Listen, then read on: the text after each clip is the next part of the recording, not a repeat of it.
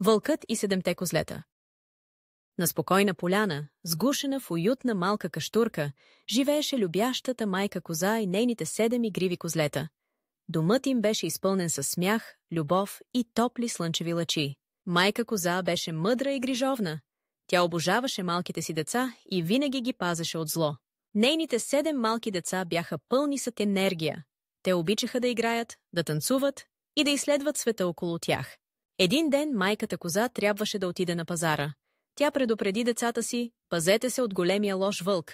Той ще се опита да ви измами. Но помнете, гласът му е дълбок и лапите му са тъмни. С топла прегръдка тя си тръгна, като се довери на децата си да бъдат внимателни, докато я няма. Но в сенките се спотайваше хитрият вълк.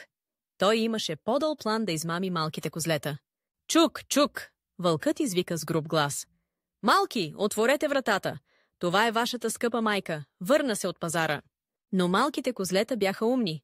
Гласът ви е твърде дълбок. Ти не си ни майка, извикаха те. Вълкът се ухили и избяга. Имаше хитър план да промени гласа си.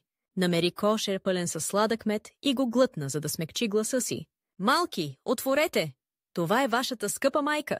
Този път гласът му беше много по-сладък. Но малките умни козлета погледнаха под вратата.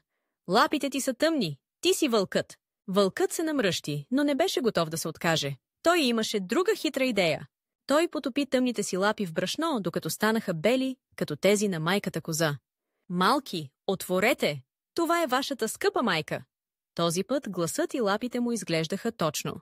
Повярвайки на номера, малките козлета отвориха вратата. Но, о не! Това беше вълкът. С голям скок вълкът нахлу. Малките козлета се разпръснаха, криеха се където могат. Те се скриха под масата, зад завеси и вътре в часовника на дядото. Един по един вълкът ги намираше и ги изяждаше, с изключение на един. Най-малкото дете се скри в часовника, затаило дъх. Вълкът така и не го намери. След пиршеството си, алчният вълк заспал дълбок сън под едно сенчесто дърво. Когато майката коза се върна, тя намери дома си в хаос. Къде са малките ми?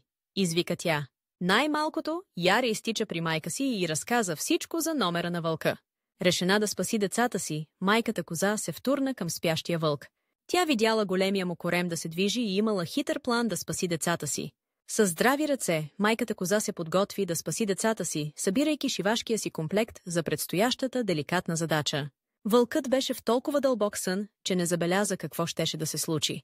С нежни лапи тя внимателно разряза корема на вълка. И какво мислиш, че намери вътре? Едно по едно малките й деца излязоха живи и здрави, прегърнаха майка си силно, щастливи, че са свободни.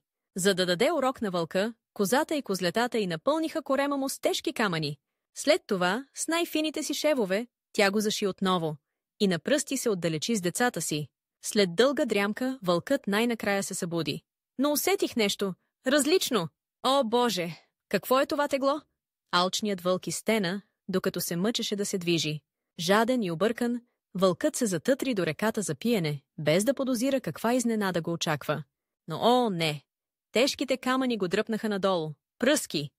Алчният вълк се свлече в дълбоката река. Реката го отнесе далече, далече, за да не безпокои вече малките козлета. 7 козлета се развеселиха и прегърнаха мъдрата си майка, благодарни, че отново са в безопасност. За да отпразнуват, те направиха чудесен празник с пресни горски плодове и топъл хляб, изпълвайки поляната със смях. Майката коза им напомни: винаги внимавайте на кого се доверявате. Понякога опасността идва маскирана.